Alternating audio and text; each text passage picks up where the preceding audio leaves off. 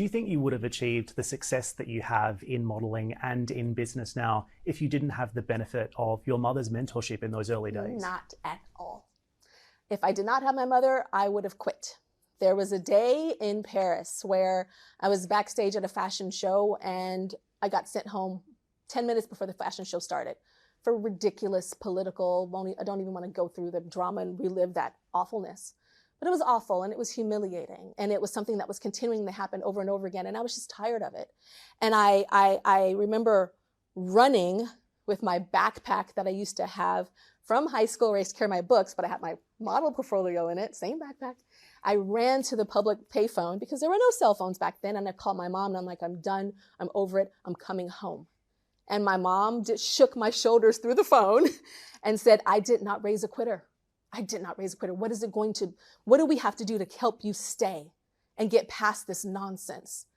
And I was like, I need you to quit your job.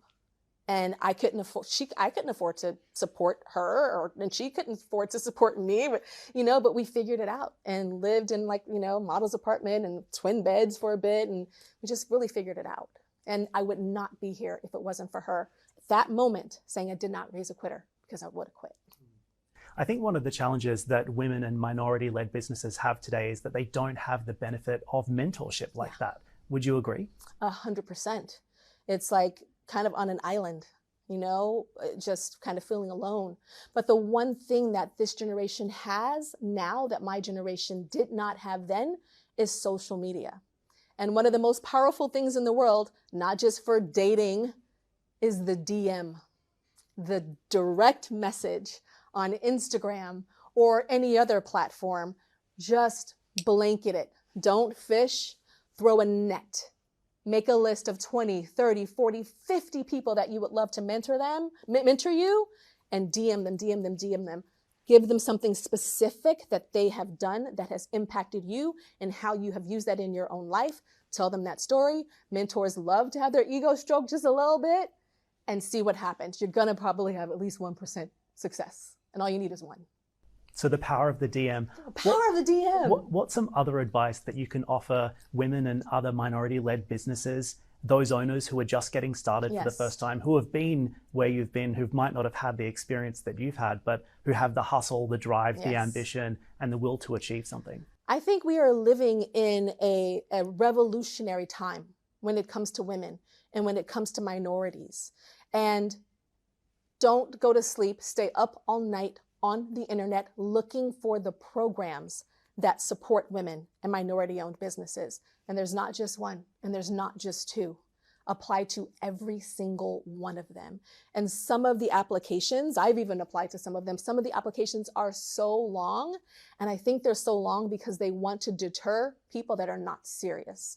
It's almost like a Harvard business case. I went to executive education program at Harvard Business School, and I'm like, why are these cases so long?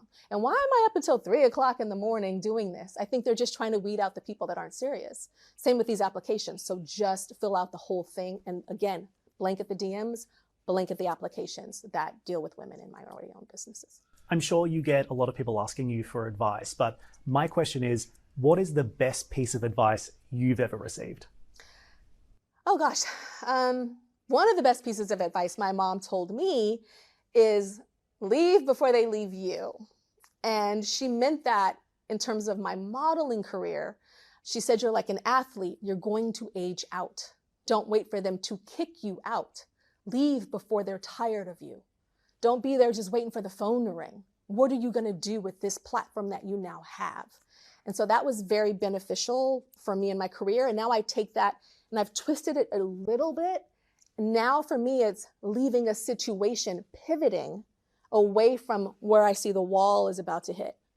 And a lot of companies, like they see the wall.